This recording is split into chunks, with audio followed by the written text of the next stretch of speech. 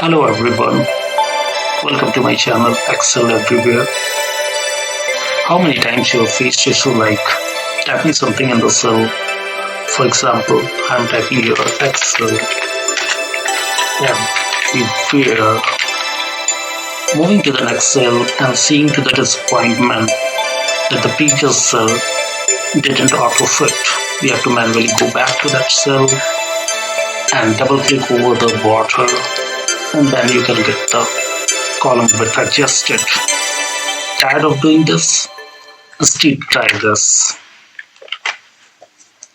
Right click over the sheet name, go to view code, change this to worksheet. Just write a single line of code, that's cells dot entire column dot auto fit, and yes, you will be ready to go. Now let's type it once again. Excel Everywhere, and yes, it's working perfectly fine. You like the trick?